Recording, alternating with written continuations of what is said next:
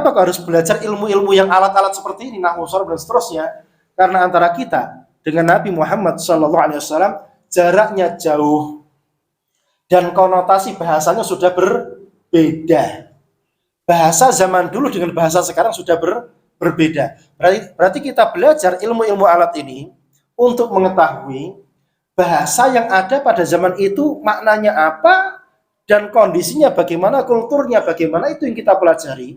Biar kita paham isinya Quran dan Sunnah untuk bisa mengamalkannya.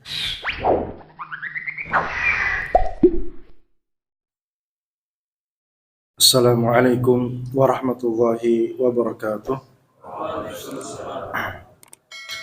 Innal hamdalillah nahmaduhu wa nasta'inuhu wa nastaghfiruh wa natubu ilaihi wa na'udzu billahi min syururi anfusina wa min sayyiati a'malina. May yahdihillahu fala mudilla lahu wa may yudlilhu fala hadiyalah.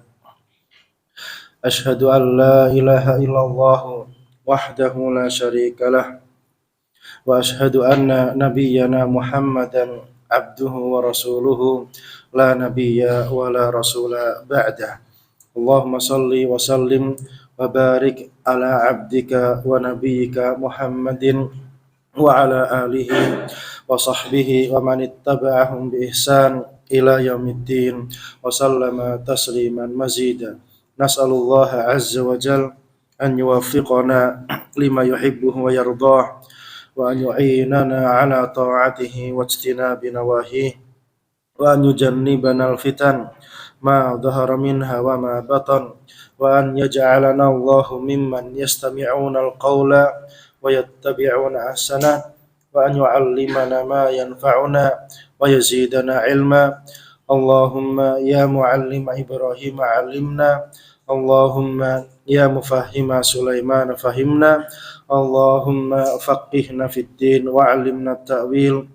Allahumma inna nas'aluka ilman nafi'a wa rizqan thayyiba wa 'amalan mutaqabbala. Ikhwatal iman, azzani Allahu wa iyyakum. Alhamdulillah, pagi hari ini bisa berjumpa dengan wajah-wajah yang Masya Allah, wajah yang penuh dengan semangat mencari kebaikan. Semoga Allah Subhanahu wa Ta'ala memberikan kita keistiqomahan, memberikan kita ketetapan hati untuk senantiasa bersemangat untuk belajar ilmu syar'i, menggalinya dan memahaminya, dan kemudian mengamalkannya dan mengajarkannya. Allahumma amin. Bapak Ibu, ikhwatal iman, azzani Allahu wa iyyakum. Judul yang dibahas ini lumayan berat, yaitu waktu luang untuk apa? Untuk menuntut ilmu syar'i. Bagaimana biar kita bisa menuntut ilmu syar'i?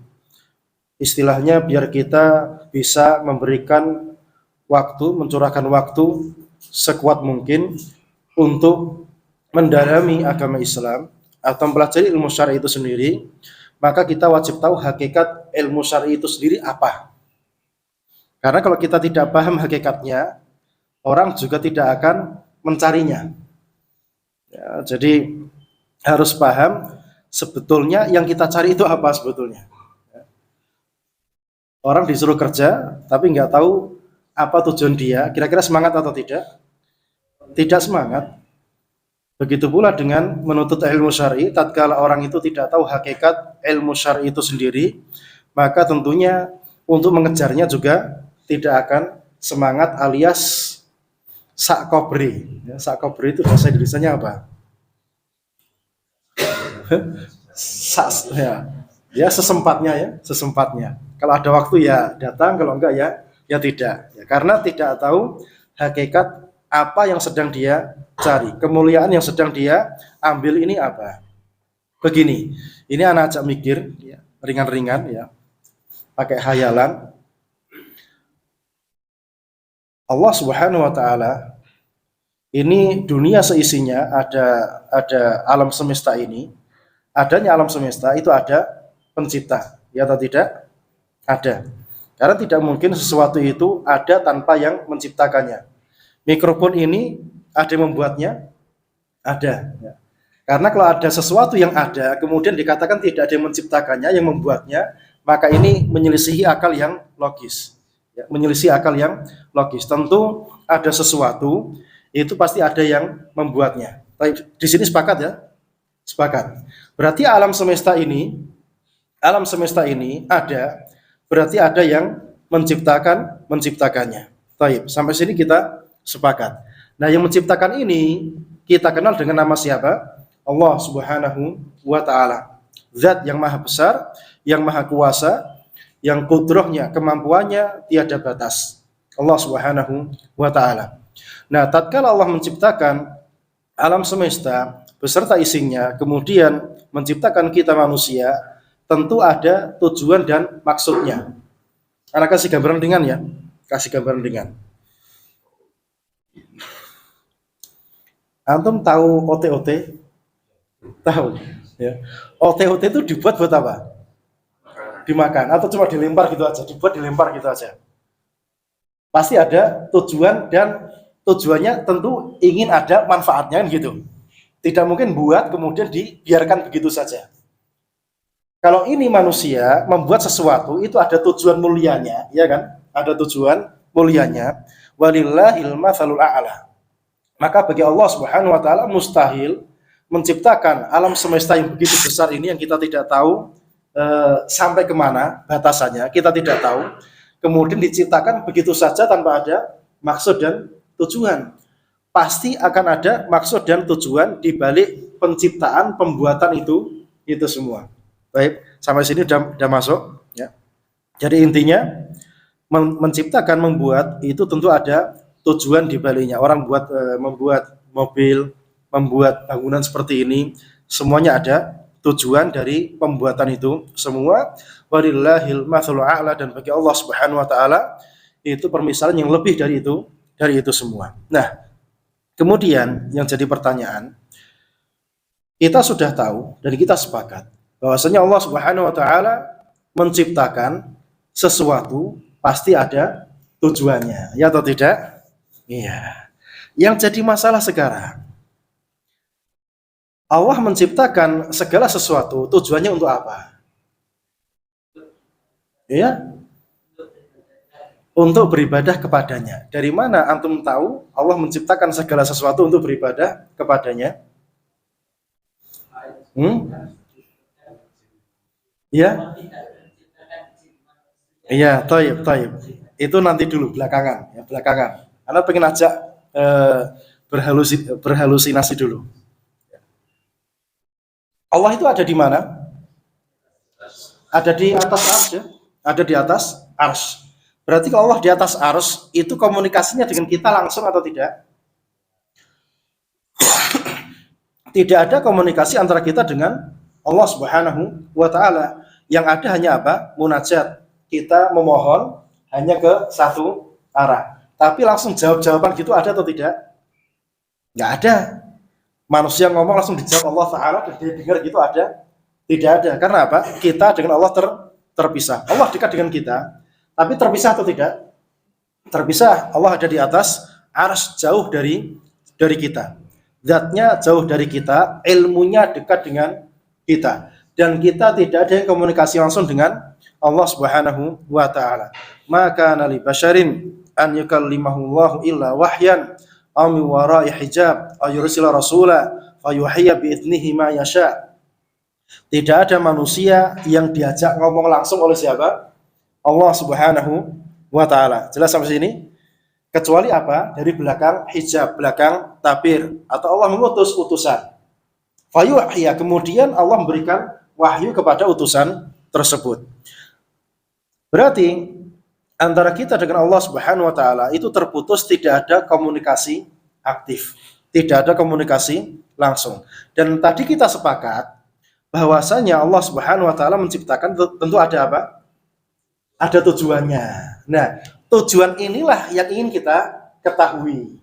Dan kita tahu Allah dengan kita terpisah, dan kita tidak ada komunikasi langsung dengan Allah Subhanahu wa taala. Berarti kalau kita ingin tahu maksud tujuan Allah itu apa, Allah punya kehendak apa, duwe karep apa, dan kita terpisah dari Allah Subhanahu wa taala, maka cara mengetahui kehendak dan tujuan dan maksud Allah itu bagaimana caranya? Harus ada wasitoh perantara antara kita dengan Allah Subhanahu wa taala. Baik, harus ada perantara antara kita dengan Allah Subhanahu wa taala. Karena Allah di atas, kita di muka bumi, ya, tidak nyambung, tidak ada komunikasi langsung. Berarti harus ada perantara antara kita dengan Allah Subhanahu wa taala. Nah, perantara antara kita dengan Allah Subhanahu wa taala itu ada dua. Apa? Apa perantaranya? Perantara yang menyambungkan kita dengan Allah itu apa? Nah, dari mana Quran hadis itu dari mana? Dari mana? Iya, dari mana? Quran hadis itu dari mana? Nah, dari dua kan? Dari utusan atau perwakilan perantara yang ada di sisi Allah, yaitu di langit sana, kemudian dia turun ke bumi, nyampaikan kepada perwakilan yang berwujud manusia. Jelas sampai sini? Jadi Allah punya kehendak, dan Allah ada di atas arsy-Nya. Paham sampai sini? Allah di atas arsy-Nya, Allah punya kehendak, punya maksud dan tujuan. Yang manusia wajib mengetahuinya. Apa saja kehendak Allah Subhanahu wa taala yang wajib dia kerjakan. Maka Allah menyuruh siapa? Malaikat Jibril yang ada di sisinya. Kemudian malaikat Jibril turun menyampaikan firman Allah Subhanahu wa taala atau wahyunya Allah Subhanahu wa taala, turun ke bumi menyampaikan kepada utusan yang ada di bumi. Amin. Seorang pemegang amanah yang ada di muka bumi yang bernama siapa? Muhammad sallallahu alaihi wasallam. Nah, dari sini maka sampailah ke semua manusia. Sampailah ke semua manusia. Sampai sini nyambung, Pak? Nyambung. Berarti kita tidak akan tahu kehendak Allah Subhanahu wa taala. Allah punya tujuan apa? Duwe karep apa? Tanpa apa? Tanpa kita rujuk kepada manusia ini yang namanya siapa? Muhammad sallallahu alaihi wasallam. Berarti kalau ada orang berkata Allah itu gini tapi tanpa jalur ini, berarti kita terima atau tidak? Tidak. Karena Allah ada di atas. Dan ini perkara gaib, kita tidak melihatnya. Kita tidak melihat Allah Subhanahu wa taala. Kita tidak berjumpa. Kok mengatakan Allah begini dan begini dari akal dia saja, maka tidak diterima. Harus lewat siapa?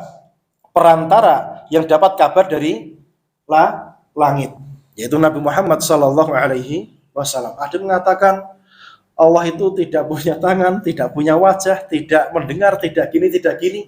Dari mana ucapan seperti itu? Diterima? Tidak. Harus kata-kata kita tentang Allah Subhanahu wa taala sumbernya dari mana?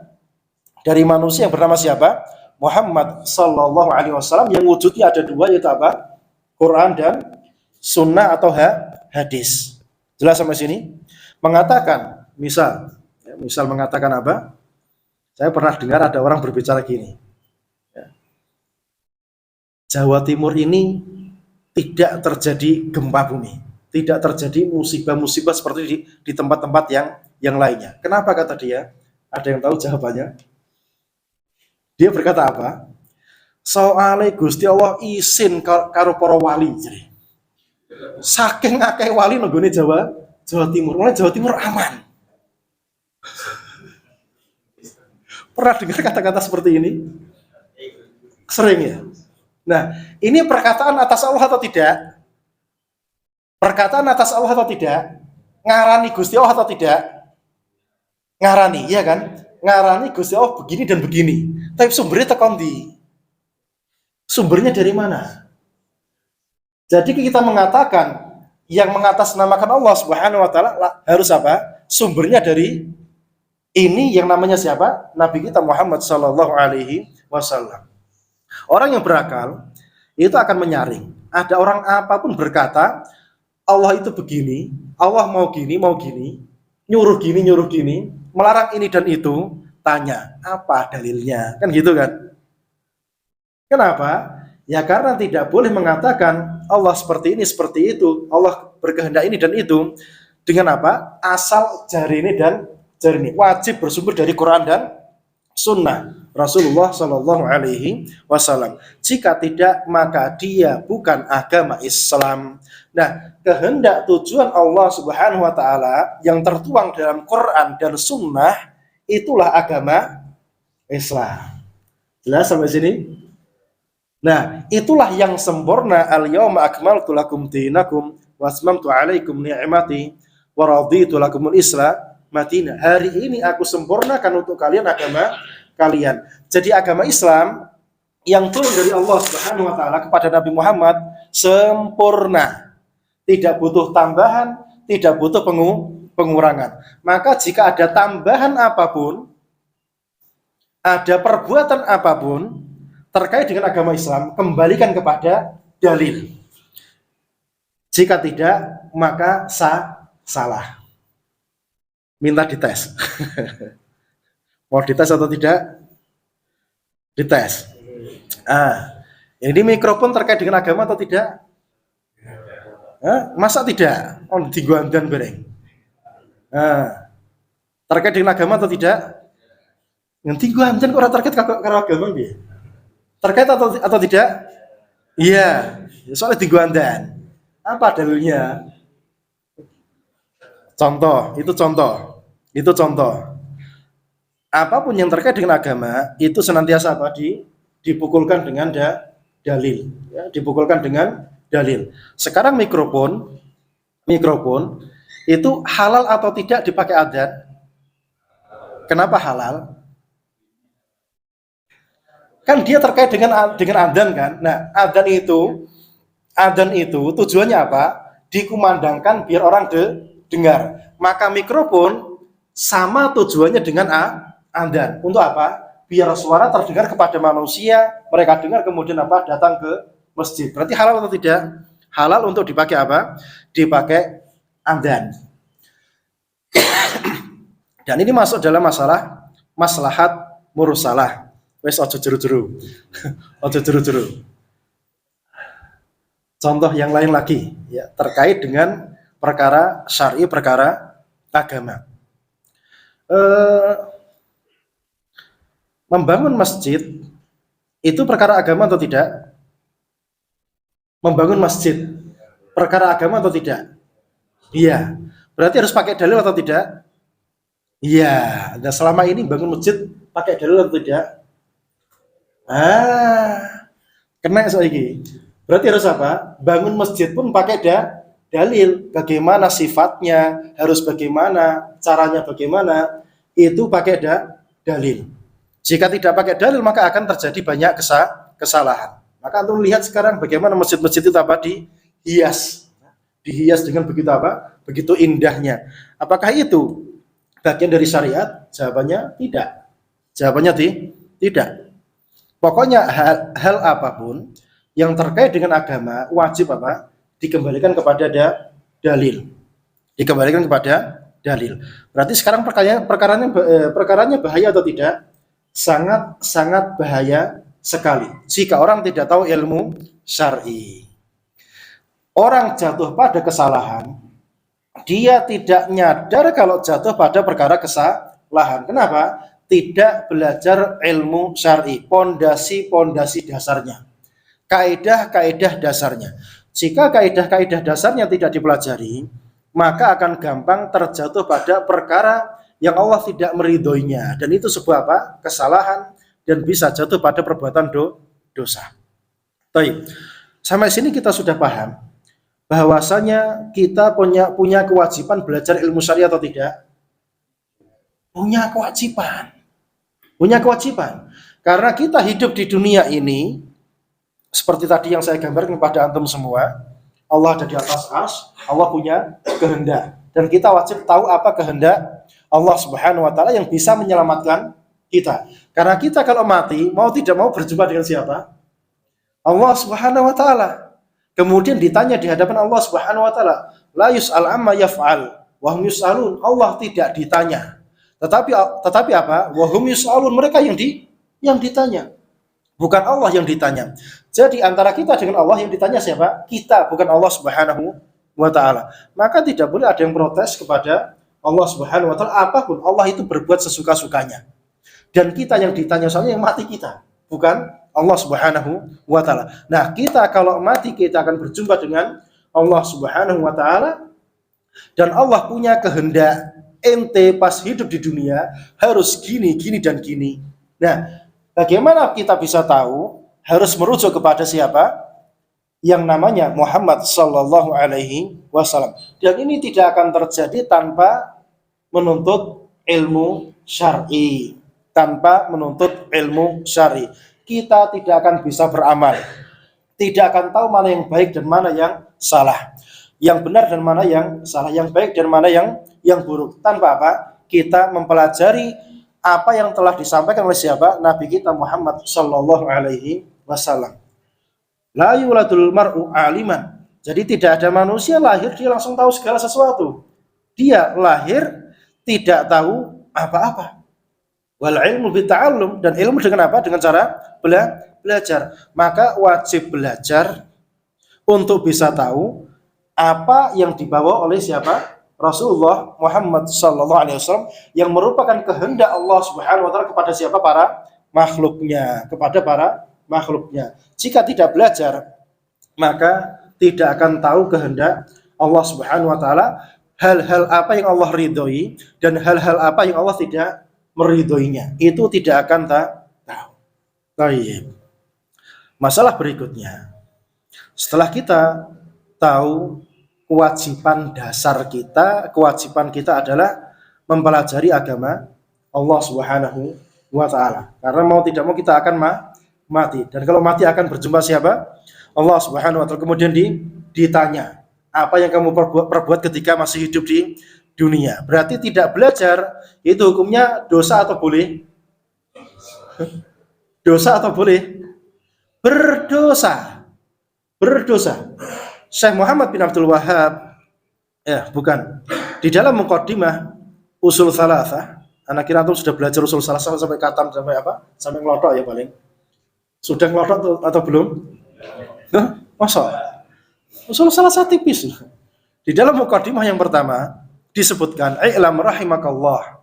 Ketahuilah, semoga Allah merahmati engkau. Annahu yajibu alaina, bahwasanya wajib atas kita, ta'allum, mempelajari arba' masailah. Mempelajari apa? 4 masalah. Yang pertama apa? Al-ula. Al-ilm. Ilmu itu apa? Ma'rifatullah wa ma'rifatu nabiyyihi wa ma'rifatu dinil islami bil adillah. Mengenali Allah, mengenali nabinya, mengenali apa? Agama Islam dengan dalil. Ini tadi sudah uraikan ya, panjang lebar bagaimana prosesnya. Kenapa kita wajib apa? Tahu siapa Allah, siapa nabinya, dan apa itu agama Islam. Di sini apa kata Syekh? Al-ilmu, wajib berilmu. Berarti lawan katanya berilmu itu apa? Jahil, bodoh.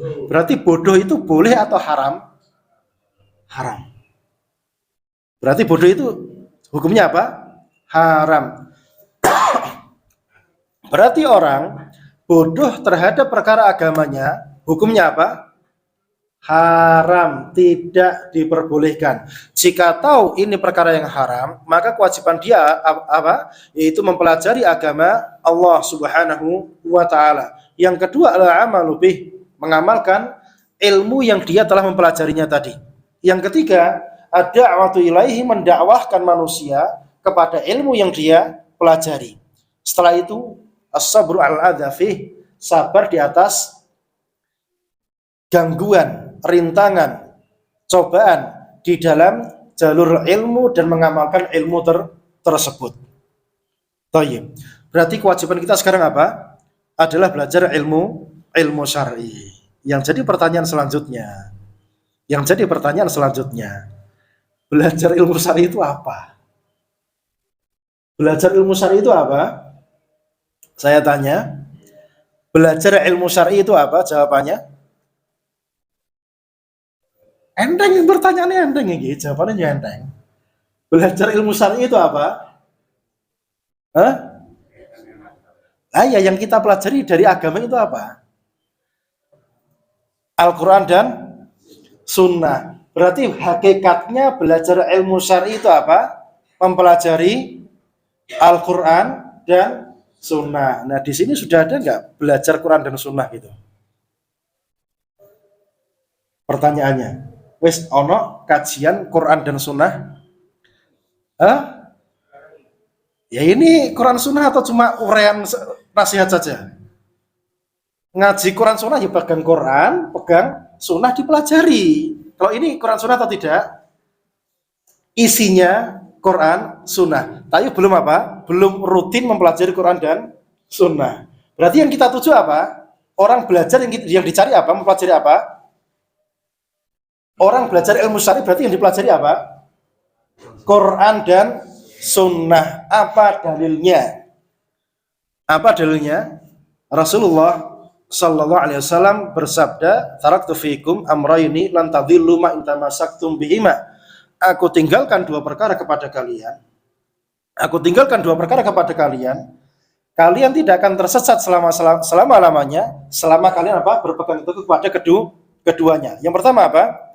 Kitabullah wa sunnati. Kitab Allah dan sunnah Rasulnya Sallallahu Alaihi Wasallam. Berarti kita belajar duduk seperti ini, tujuan utama yang kita pelajari apa? Mempelajari Quran dan Sunnah Rasulullah Sallallahu Alaihi Wasallam. Dan ini pekerjaan para awalin, pekerjaan para salaf kita, pendahulu kita. Mereka belajarnya apa? Quran dan hadis.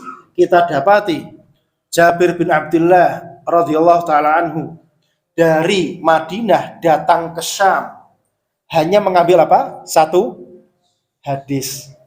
Ada nggak para sahabat itu belajar apa? Belajar ilmu pertanian gitu? Nggak ada riwayatnya. Karena apa? Ini ilmu dunia. Yang mereka kejar apa? Yang sampai kepada kita riwayatnya apa? Belajar hadis. Itu yang mereka cari.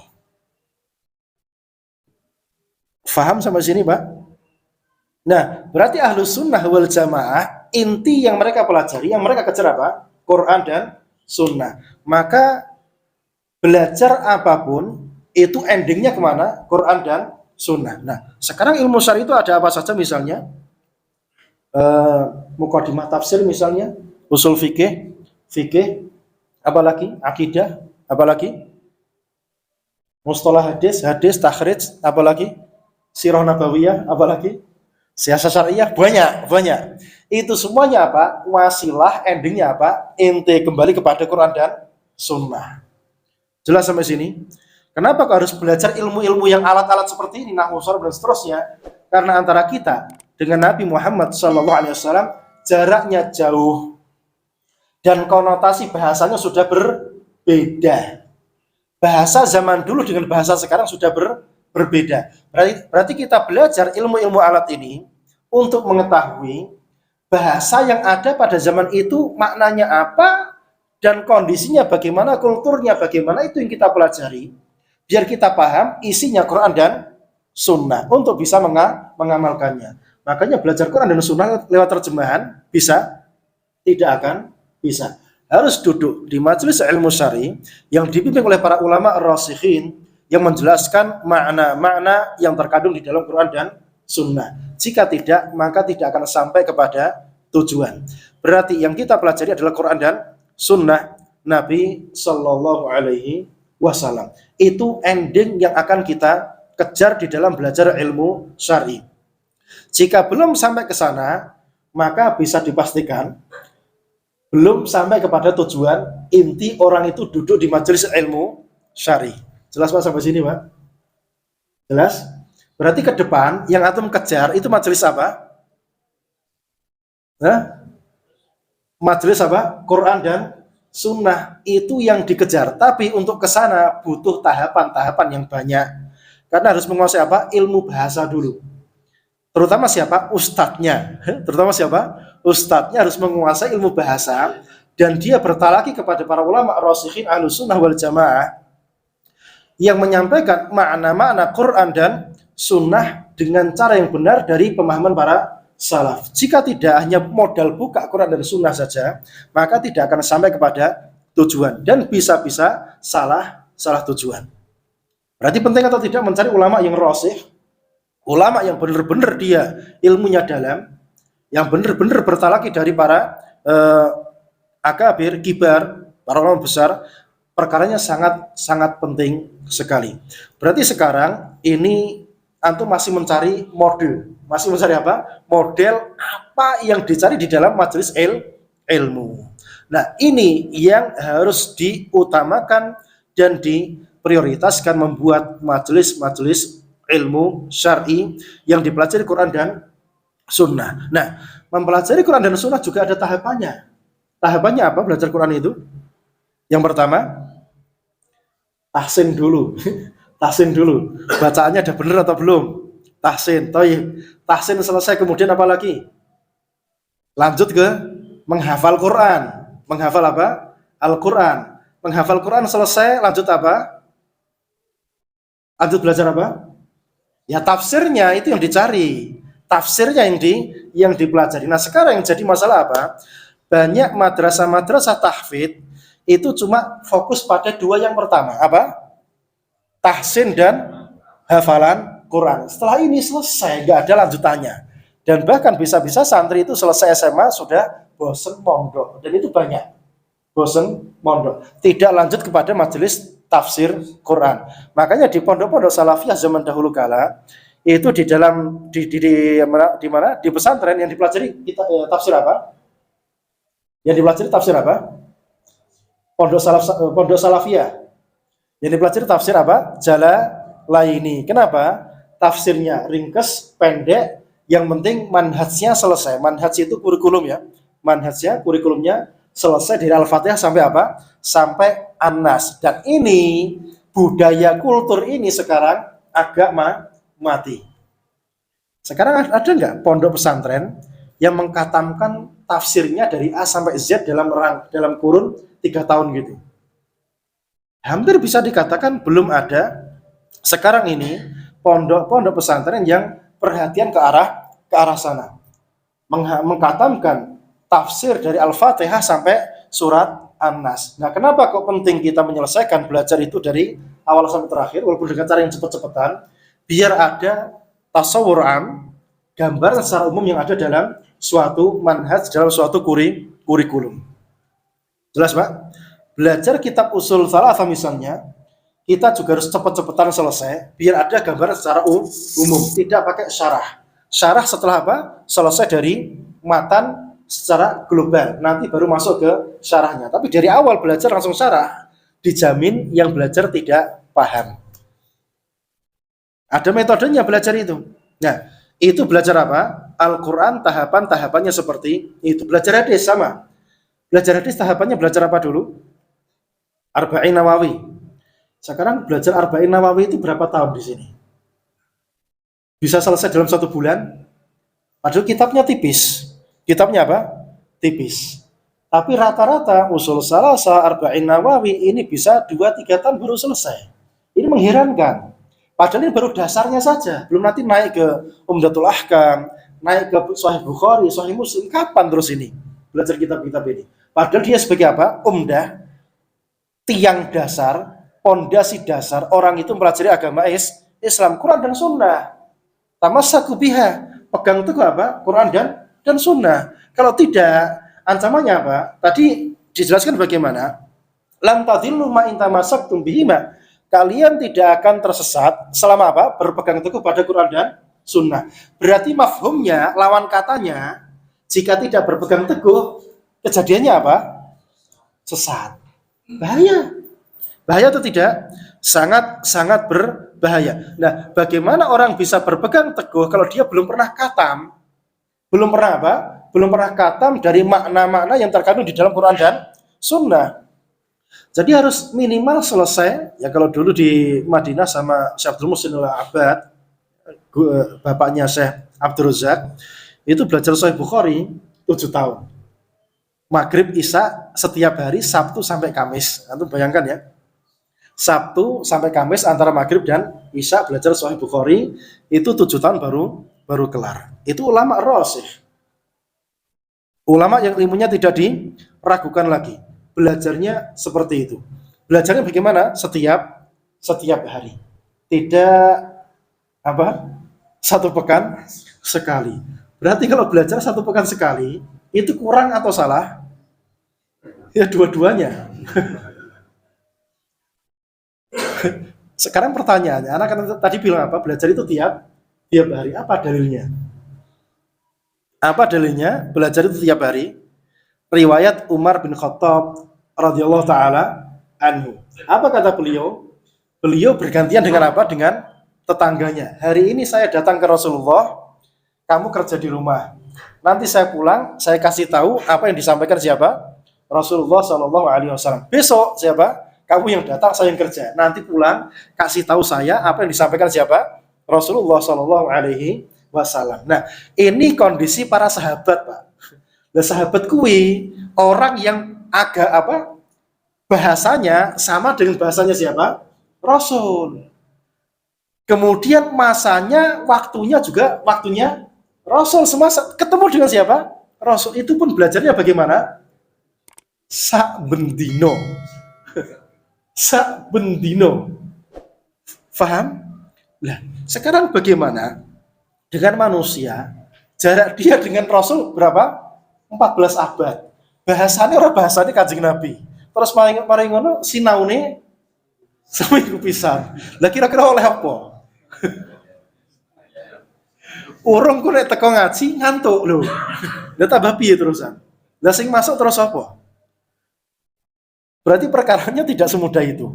Makanya ketika orang itu belajar, kata saya di kitab di Muqaddimah Ushul Salasah tadi apa? As-sabru ala al-adza fi. Sabar terhadap gangguan, rintangan, cobaan di dalam apa? Di dalam ilmu dan mengamalkan ilmu syar'i. Tenggoyong belajar itu enteng, abot Pak. Sing paling abot apa? Ngantuke. Sing paling abot ngantuke. Jarine belajar itu enteng dibanding macul, dibanding dodol nang pasar. Luwih enteng apa? Ngaji. Jajal sing pegane macul, sing pegane dodol nang pasar kan budal ngaji. Kuat pirang jam. Kuat pirang jam. Arah-arah kuat. Itu cuma apa? Cuma gayanya tok ya, gayanya tok. Belajar itu butuh kesabaran. Enggak sabar ya KO. Dan belajarnya sahabat, anak kasih satu riwayat lagi. Nabi pernah sholat subuh kemudian salam. Selesai salam, naik ke mimbar. Kemudian khutbah sampai duhur. Antum bayangkan wes, bayang no. Sanggup orang ini. Duhur sholat, kemudian salam. Salam naik mimbar lagi sampai asar. Sampai apa? Asar.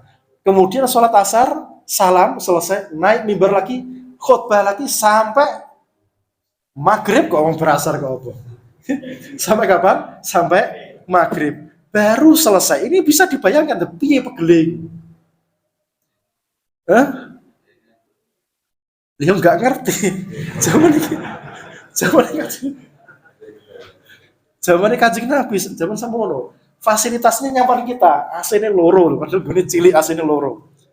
Fasilitasnya enak kita, semuanya enak kita.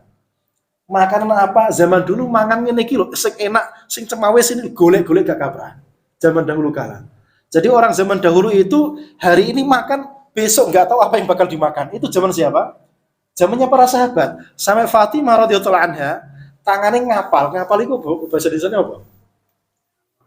Tangannya ngapal buat apa? Ngudek roha itu batu yang dua, bunder, kemudian dipakai apa? Ngelembutno tepung gandum untuk dibuat roti. Sampai tangannya ngapal, menunjukkan mereka melarat hidupnya itu. Hidupnya apa? Sengsara. Tapi mereka bisa menjadi manusia terbaik. Jadi Allah mentakdirkan mereka hidupnya melarat. Sahabat itu melarat atau kaya? Hah? Wes sing sugih pira hitung? Sebutno. Osman terus apa neh? Abdurrahman bin Auf sapa neh? Talha terus apa neh? Umar melarat atau sugih?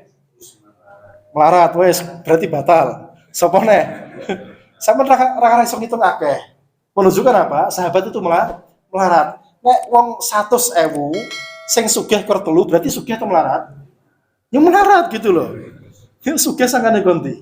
Menunjukkan mereka Allah takdirkan hidupnya melarat. Dia apa? Tidak sibuk. Tidak apa? Tidak sibuk. Lawang zaman saiki melarat itu malah sibuk kuliah penggawean.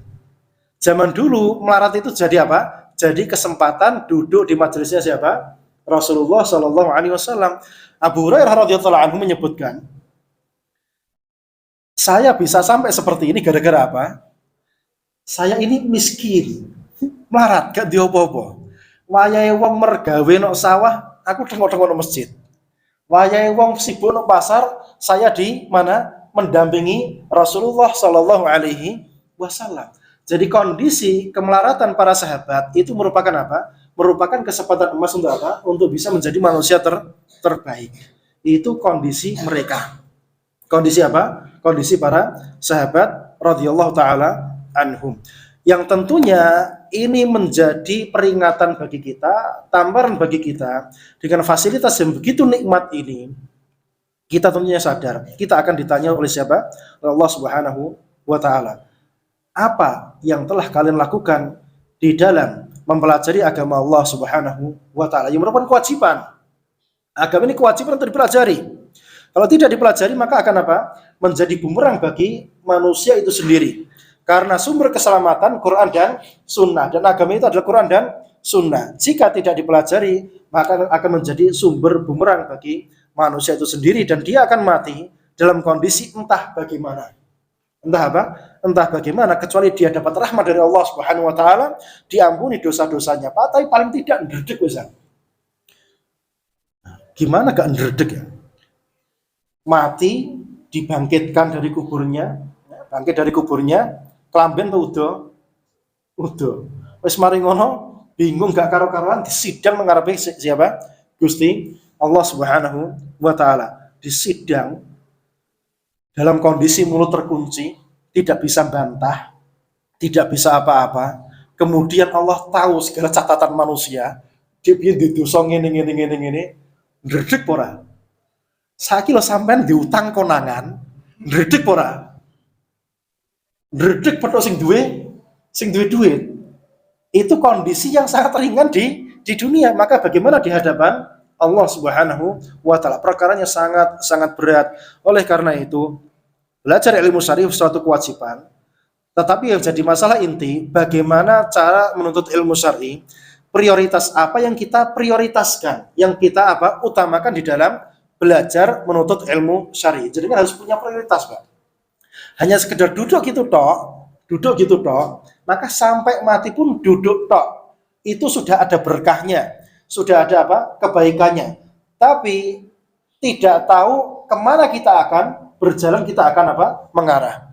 Padahal intinya kita belajar, yang paling utama belajar Quran dan Sunnah Rasulullah Shallallahu Alaihi Wasallam. Jika tidak demikian, maka masih jauh ya dari apa yang diharapkan. Apalagi kita dengan Rasulullah jauh masanya 14 abad, beda bahasanya, kemudian intensitas belajarnya hanya seperti ini.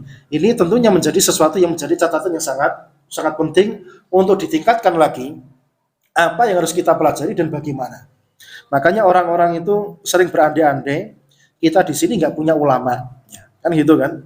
Ulama Rabbani yang ilmunya sangat tinggi sangat jarang. Berandai-andai ada ulama, tapi ketika ada ulama itu mereka mengajarkan ilmu syar'i, yang datang banyak atau sedikit? Banyak, tabligh akbar. Tapi kan bendino kuat ora? Yang jadi pertanyaan itu, kalau cuma tabligh akbar, geruduk rene, insya Allah sing teko akeh. Di mana keistiqomahan akan diuji ketika belajarnya tiap hari lagi kita. Oh, tiba-tiba kegerudukan tok. Iya, kelihatan di situ akan teruji dari keistiqomahan ketika belajarnya itu rutin. Nah, antum bisa lihat kajian rutin di sini kitab ada atau tidak? Ada. Sing teko akeh atau saiki? Nah, sampe harus ngakoni dhewe. Ya, sudah ngakui sendiri. Artinya ini bukan perkara yang mudah, butuh keistiqomahan. Kataman kitab, cepat ganti kitab yang lainnya, Yang paling utama belajar kitab-kitab akidah ya. Kemudian kitab kitab fikih, ambil satu mazhab saja, misalnya mazhab Hambali itu yang paling dekat dengan kita, misal dengan cara yang paling ringkas dan yang paling cepat, Soalnya orang belajar fikih itu, kata Syekh Abdus Salam Muswair, tidak akan menjadi fakih jika dalam 1 tahun tidak khatam fikih. Setahun. Jadi orang itu dikatakan fakih minimal 1 tahun apa? Khatam kitab fikih. Nah, kitab fikih itu isinya apa? Wes tahu khatam fikih itu dong. Kitab fikih itu dari toharoh, bab sholat, zakat, puasa, haji, terus apa lagi? Jual beli, ijarah, wakeh judulnya.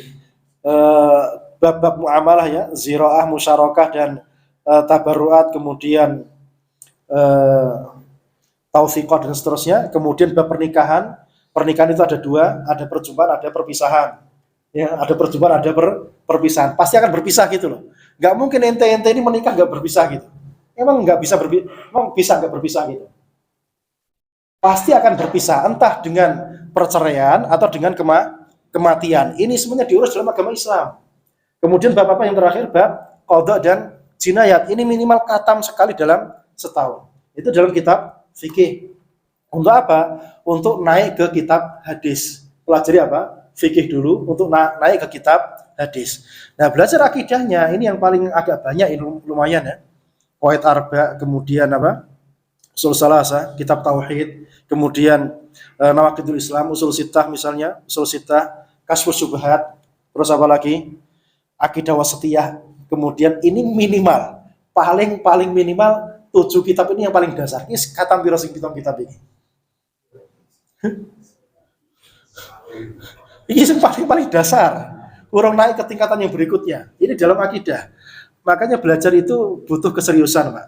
Dan butuh apa yang kita cari dalam belajar ilmu syar'i. Akidah fikih selesai, nanti belajar Quran dan Sunnah itu bisa menjadi gampang sekali. Tapi langsung ujuk-ujuk belajar tafsir dan apa? Hadis. Ini agak berat jika yang mensyarahnya bukan yang rasikh, yang alim. Sampai orang itu misalnya dia mahasiswa aktif misalnya atau santri aktif, tapi nggak punya dasar akidah dan fikih, dia langsung masuk ke hadis bingung. Saya sering mendapati santri datang ke Masjid Nabawi, duduk di majelisnya Syekh Abdul Muhsin Abbah, belajar di kitab apa? Sahih Bukhari dan Sahih Muslim. Masuk nggak paham. Ya karena apa? Belum punya pondasi dasar. Jadi pondasi dasar keilmuan itu perkara yang penting biar apa? Biar mudah paham Quran dan Sunnah. Jika pondasi dasar tidak punya, maka belajar Quran dan Sunnah itu menjadi apa? Nggak paham apa maksudnya. Karena belum punya gambaran secara apa? Global. Baik, sampai jam berapa kajiannya? Saya nggak tahu sampai jam berapa. Hah? 15 ya? Sampai suruh. Baik. Baik. Sampai sini kita sudah paham bahwasanya kita punya kewajiban belajar ilmu syar'i. Dan ilmu syar'i adalah apa? Agama Allah Subhanahu wa taala. Agama yang turun dari langit. Allah turun kepada siapa? Nabi kita Muhammad sallallahu alaihi wasallam lewat perantara malaikat siapa? Malaikat Jibril. Dan di sini, Pak, di sini anak kasih gambaran ringan bagaimana proses ilmu syar'i itu sampai kepada kita. Orang enteng, ya, tidak ringan. Sekarang Allah berfirman, menyampaikan firman-Nya, titahnya kepada malaikat, itu malaikat dengar langsung semaput. Langsung apa? Pingsan. Jadi Allah berfirman, langsung apa? Mereka jatuh pingsan. Itu kondisi malaikat. Berarti kalam Allah itu dahsyat atau tidak? Dahsyat. Lau anzalna hadzal Qur'an 'ala jabal la ra'aitahu khashi'an mutasaddian min khasyatillah. Seandainya turun di atas apa? Ke gunung, niscaya gunung ini akan apa? Hancur lebur karena takut kepada Allah Subhanahu wa taala. Makanya malaikat dengar firman-Nya Allah itu langsung apa? Langsung jatuh tersungkur. Kemudian malaikat penghuni langit 7, 6, 5, 4, 3, 2, 1. Semuanya tersungkur semua. Kemudian bangkit para malaikat. Yang bangkit pertama siapa? Malaikat Jibril. Kemudian turun ke langit yang di bawahnya. Maka mereka bertanya, "Madza qala rabbukum?" apa yang disampaikan Rabb kalian. Qalul haqqa wa huwal aliyyul kabir. Allah berkata yang hak dan dia maha tinggi, maha besar. Turun lagi ke langit yang kelima, sama. Mereka bertanya, tadi ngomong apa? Apa yang disampaikan Allah Subhanahu wa taala? Sama disampaikan seperti itu. 4, 3, 2, 1 sama. Di langit yang pertama ini sudah ada penguping. Ada penguping siapa? Ini adalah mandornya para dukun, ya. Mandornya para dukun. Ya. Ini penguping. Kemudian terkadang kenapa? Karena meteor akhirnya tidak sampai, dan pada zaman Nabi banyak sekali meteor berjatuhan untuk melempari setan biar tidak mencuri kabar langit. Dan sekarang kembali, walaupun tidak seperti sebelum zaman kenabian. Sekarang terjadi hal seperti itu. Tayyib. Itu kabar langit yang dicuri oleh para setan, para jin tadi, mengabarkan kepada para dukun. Baik. Kemudian malaikat Jibril turun ke dunia mendatangi siapa? Nabi Muhammad sallallahu alaihi wasallam. Sampai kepada Nabi Muhammad apa yang terjadi? Nabi Muhammad sedang dalam kondisi apa? Kondisi menyendiri, bertapa di gua Hira. Apa yang terjadi? Malaikat Jibril datang dengan kondisi rupa aslinya. Rupa aslinya. Ini berat atau tidak? Berat. Saiki sampean masih masih wong bento gendeng nang ngarepe sampean, wedi ora? Abot atau tidak? Abot. Lah ini melihat makhluk yang tidak pernah dilihat sebelumnya. Sayap-sayapnya memenuhi ufuk langit. Gimana gak takut? Berat. Kemudian habis itu bilang apa? Iqra. Bilang apa? Baca. Gak pernah kenal, gak pernah tiba-tiba baca. Ini siapa kan gitu kan? Ini siapa nyuruh Nyuruh baca. Ma'ana biqari. Saya gak bisa baca. Akhirnya dirangkul sama malaikat sampai punggungnya hampir patah-patah rasanya. Seberat itu mencari ilmu. Kemudian dilepaskan, Iqra ma'ana biqari. Rangkul lagi, dilepas, Iqra. Maka dibaca Iqra bismi rabbikal ladzi khalaq. Sampai beliau wafat alaihi salatu wassalam, beliau tidak bisa membaca, tidak bisa menulis. Makanya Nabi punya para katib al-wahyi. Para penulis wahyu. Karena Nabi sampai meninggal tidak bisa baca, tidak bisa menulis. Terus bagaimana bisa sampai kepada kita? Al-Quran itu lewat dadanya Nabi Shallallahu Alaihi Wasallam. La tuharrik bihi lisanak lita'ajjal bih. Jangan ngikuti kalau turun wahyu. Jangan digerak-gerakkan. Karena Nabi ketika ada wahyu sering Sering nerokno, ya. Baca gini, cepet-cepetan. La tuharrik bihi lisanak. Jangan digerakkan, dengarkan saja. Inna alaina jama'ahu wa qur'ana. Ini urusan kami. Mengumpulkan di dada kamu. Maka Quran turun langsung menancap di mana? Di dadanya Rasulullah Sallallahu Alaihi Wasallam. Kemudian disampaikan kepada para sahabatnya. Dalam riwayat yang lain, Nabi pernah mendapatkan wahyu yang paling berat seperti apa? Seperti silsilatu al-hadid, seperti rantai yang dipukulkan ke batu yang keras. Suaranya tang gitu. Pernah dengar batu yang keras dipukul pakai besi yang seperti rantai itu. Rasanya bagaimana di telinga? Sangat memegihkan telinga. Bahkan dalam suatu riwayat disebutkan, Nabi alaihissalam itu dalam kondisi manusia kedinginan, riwayat Aisyah ini. Manusia semuanya kedinginan waktu itu, malam hari. Nabi ternyata berkeringat sendiri. Menunjukkan ilmu ini tidak diambil dengan cara yang ringan, harus dengan susah payah. Siapa yang belajar ilmu syar'i tidak susah payah, tidak rekoso, maka dia tidak akan mendapatkan ilmu yang dia harapkan tadi.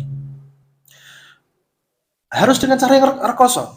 Makanya para salaf pun sama kisahnya dengan yang terjadi pada siapa? Nabi kita Muhammad sallallahu alaihi wasallam. Sahabat Jabir bin Abdullah rela berdatang ke Syam hanya untuk satu hadis. Modal dan rekoso perjuangan yang hebat. Abu Hurairah sampai kelaparan di masjid, sampai apa? Delosor itu bahasa kita apa? Delosor gak mesti pingsan. Tersungkur. Wis tersungkur ditongkak pisan karo uang kotor. Bayangno to. Pokoknya nek melihat kisah-kisah mereka, ini kisah-kisah yang seakan-akan seperti dongeng gitu. Tapi terjadi. Ibnu Taimiyah rahimahullah taala punya kitab fatwa yang segede ini. Belum karya-karya yang lainnya. Padahal wafat usia muda. Maka bisa dibayangkan bagaimana Allah menjaga agama ini. Inna nazzalna dzikra wa inna lahu lahafizun. Kami yang menurunkan Quran ini dan kami yang menjaga agama ini. Terjaga agama ini sampai kepada kita hari ini. Lewat para ulama rabbaniyin sampai kiamat kelak. Ulama-ulama yang rabbani. Maka tatkala kita tahu agama ini terjaga dan terjaga lewat siapa? Lewat para ulamanya rabbaniyin, maka kewajiban kita biar dapat agama ini bagaimana? Datang ke mereka.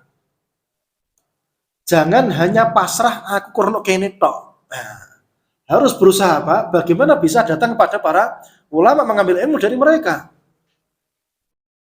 Makanya orang zaman dahulu kala itu sering rehlah datang ke Makkah, Madinah, ke Yaman, datang ke Irak, datang ke Baghdad, datang ke Mesir. Dalam rangka apa? Mencari hadis. Pokoknya zaman dulu menuntut ilmu itu maknanya apa? Mencari hadis. Itu zaman dahulu kala. Kalau sekarang menuntut ilmu itu ya apa? Di pesantren belajar nahwu shorof, wis banggane pol iku. Lagi nahwu shorof wis banggane pol, padahal belum. Karena menuntut ilmu dikatakan menuntut ilmu ke apa? Kalau sudah pada taraf mencari hadis. Kalau sudah sampai ke hadis ini baru benar. Makanya Imam Ahmad mengatakan apa? Ahlu sunnah itu siapa? Ahlu hadis. Ahlu sunnah, ahlu hadis yang punya perhatian kepada hadis-hadis Nabi Sallallahu Alaihi Wasallam. Berarti ini awak dewi urung perhatian kepada hadis. Berarti sudah ahlu sunnah atau belum? Sadoh. Makanya tatkala banyak orang menisbatkan diri kepada sunnah, kepada salafiyah, kemudian tidak ada perhatian kepada hadis Nabi, sunnah Nabi, maka apa yang terjadi? Kerusakan dan kerusakan yang terjadi. Karena agama kita intinya di apa? Hadis Nabi Sallallahu Alaihi Wasallam. Karena agama kita datang kepada kita lewat siapa? Lewat manusia namanya siapa? Muhammad Sallallahu Alaihi Wasallam. Maka tidak ada cara untuk memahami agama ini kecuali apa? Dengan mempelajari apa yang datang dari Nabi kita Muhammad Sallallahu Alaihi Wasallam. Barakallahu fikum. Kemudian ada kisah yang lain lagi, misalnya Imam Bukhari misalnya. Imam Bukhari itu aslinya mana? Aslinya dari Bukhara. Bukhara itu di mana? Asia Tengah, Uzbekistan.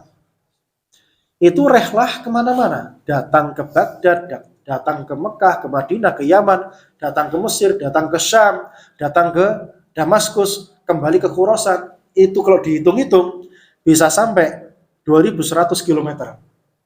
2100 km itu berapa tahun perjalanan itu zaman itu.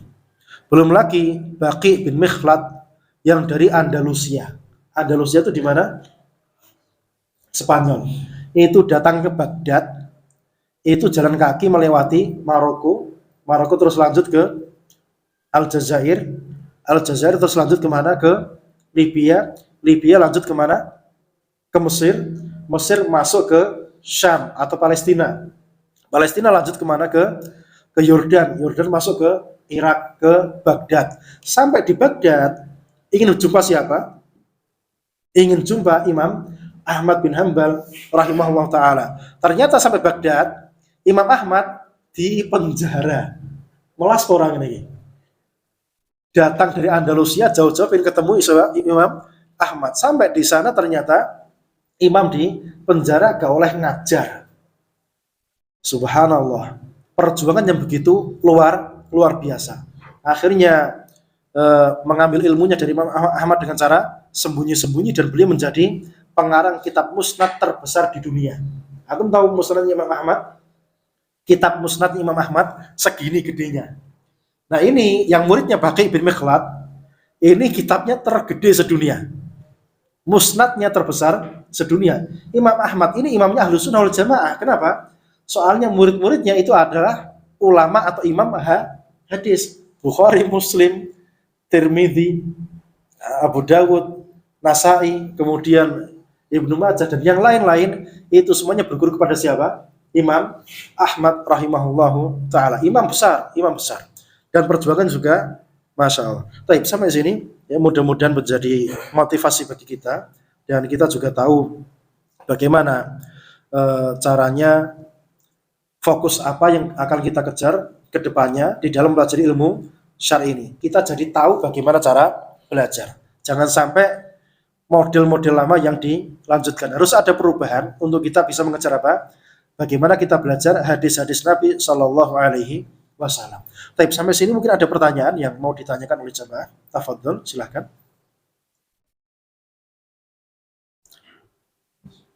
Monggo. Dipanaskan dulu.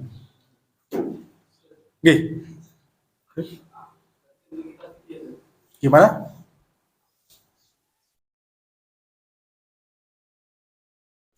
Ini Ustaz Antum kan? Iya. Antum tahu kewajibannya surah apa gitu nanti.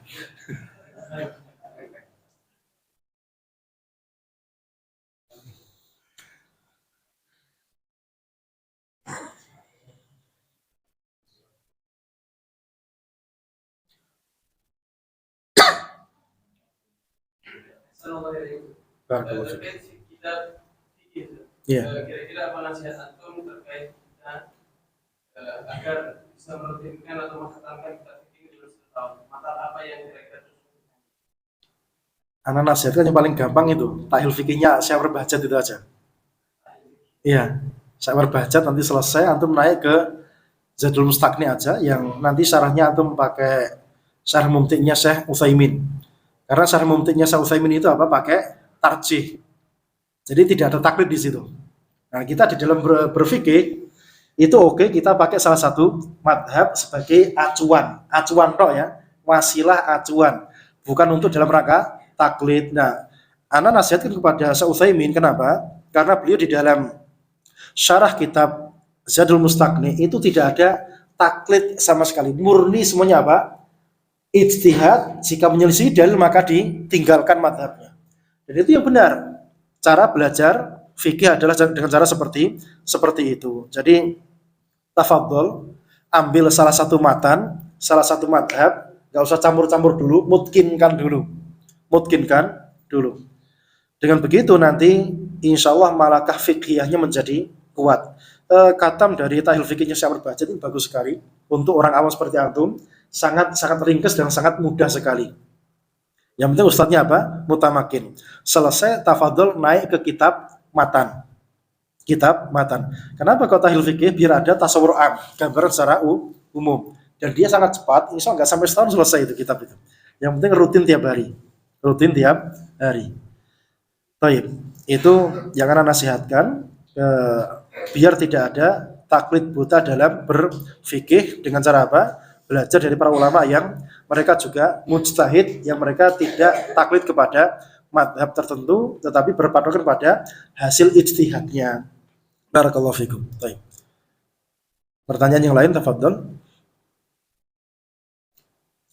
Atau ini muhadharahnya antum enggak tahu? Tahu tuh ya? Faham ya? Faham. Cuma ini sudah pernah antum dengarkan seperti ini. Muhadharah seperti ini. Belum pernah ya? Mulanya kayak kaget modelnya. Kayak kaget model, tak wasi kayak kaget. Iya, soalnya biasanya rata-rata kajian itu isinya apa? Nasihat ringan, dan itu sudah sering didengarkan. Adapun metode itu jarang disampaikan. Padahal metode itu yang paling penting biar orang itu juga tahu bagaimana cara belajar ilmu syar'i. Tidak hanya makan tok, tapi metode bagaimana membuat makanan itu yang paling penting. Padahal ada yang bertanya lagi? Bingung petakon apa? Ya orang saking kakek, soalnya metode yang diulang gitu loh, metodenya, bukan makanannya. Kalau makanan insya Allah yang bertanya banyak ya. eneng telo, eneng menyo, eneng nasi goreng apa sing takon akeh. Tapi tata cara ini yang bertanya siapa? Yang pengen tahu caranya, alias bakul. Nek konsumen sing ditakon apa? Sing takon sego goreng tok. Lah kalau bakul sing ditakon apa? Carane. Nah, potongannya antum itu apa? Konsumen. Ora potongan bakul. Jadi usahakan dalam belajar ilmu syar'i jadi bakul. Yang cari apa? Resepnya. Bukan cari apa? Bukan untuk konsumsinya. Kita insya Allah butuh konsumsi semua, tapi mencari resepnya itu yang paling penting. Barakallahu fikum. Cukup sampai di sini, semoga bermanfaat. Barakallahu fikum. Kita tutup dengan doa kafaratul majlis. Subhanakallahumma bihamdika asyhadu an la ilaha illa anta astaghfiruka wa atubu ilaik. Wa sallallahu ala nabiyyina Muhammad wa ala alihi wa sahbihi wa sallam. Assalamualaikum warahmatullahi wabarakatuh.